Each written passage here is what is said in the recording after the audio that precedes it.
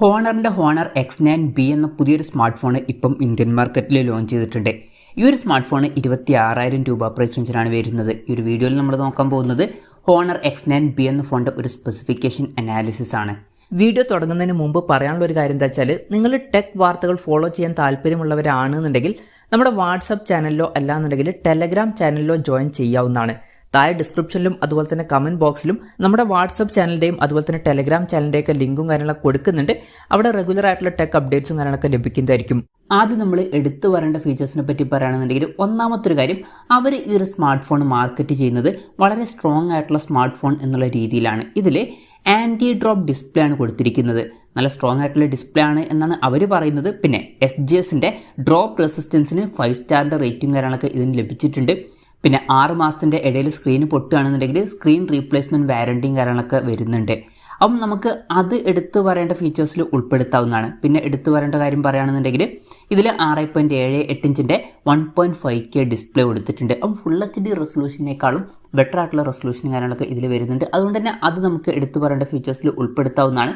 AMOLED display ആണ് ഇതിൽ കൊടുത്തിരിക്കുന്നത്. അതുപോലെ തന്നെ കർവ്ഡ് ആയിട്ടുള്ള ഡിസ്പ്ലേയും കാര്യങ്ങളൊക്കെ ഇതിൽ വരുന്നുണ്ട്. അതും നമുക്ക് എടുത്തു പറയേണ്ട ഫീച്ചേഴ്സിൽ പറയാവുന്നതാണ്. അതുപോലെ തന്നെ പറയേണ്ട മറ്റൊരു കാര്യം, ഇതിൽ 5800 mAh ബാറ്ററി കൊടുത്തിട്ടുണ്ട്.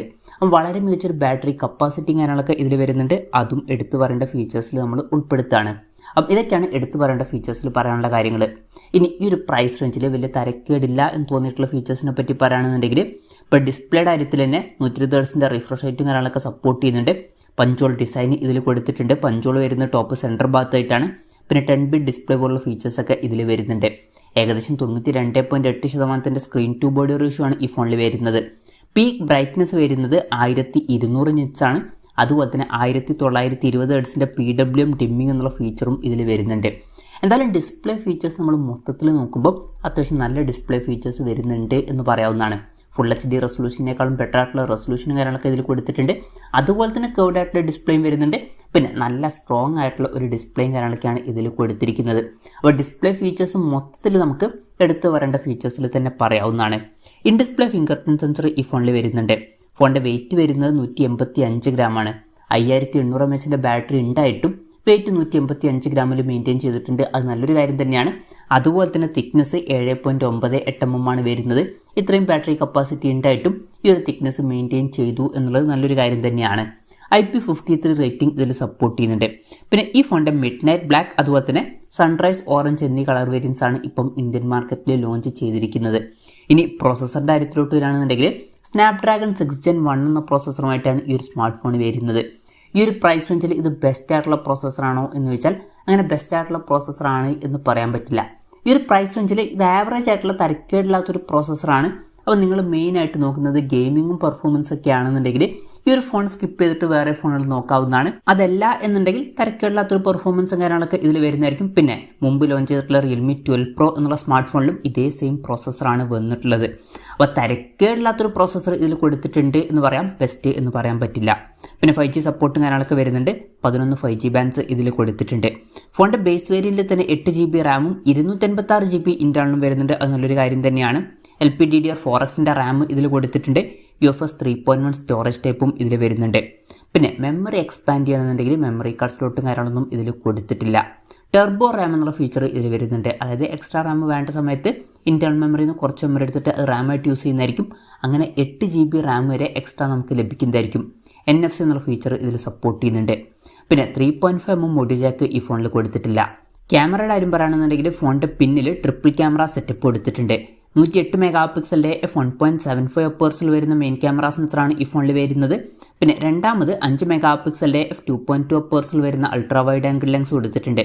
കുറച്ചും കൂടി ബെറ്റർ ആയിട്ടുള്ള ഒരു റെസൊല്യൂഷനിൽ വരുന്ന അൾട്രാ വൈഡ് ആംഗിൾ ലെൻസ് കൊടുത്തിരുന്നെങ്കിൽ കുറച്ചും കൂടി നന്നായേനെ. എന്തായാലും 5 megapixel ultra wide angle lens ആണ് ഇതിൽ വരുന്നത്.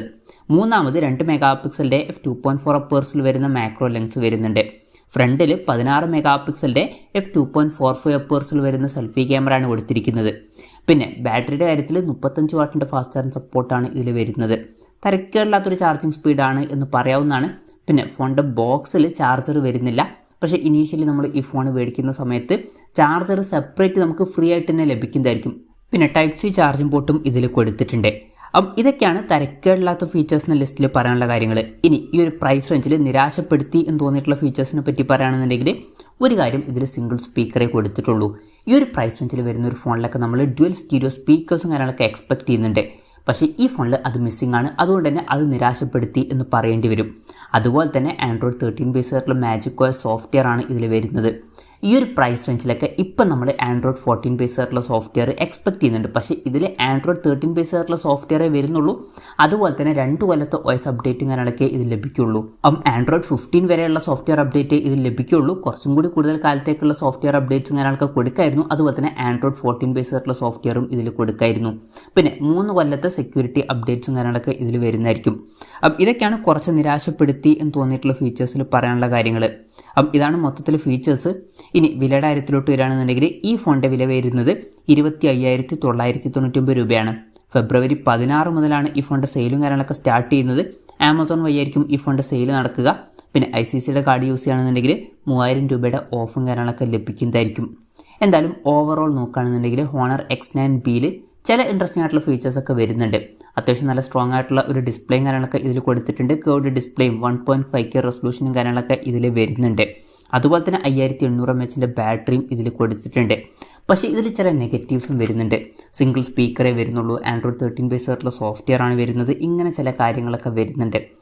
അതൊക്കെ ഓക്കെ ആണ് എന്നുണ്ടെങ്കിൽ, അതുപോലെ തന്നെ ഈ ഒരു പ്രൈസ് റേഞ്ചിൽ നല്ല സ്ട്രോങ് ആയിട്ടുള്ള ഡിസ്പ്ലേയുമായിട്ട് വരുന്ന ഒരു ഫോൺ വേണമെന്നുണ്ടെങ്കിൽ ഈ ഒരു ഫോൺ കൺസിഡർ ചെയ്യാവുന്നതാണ്.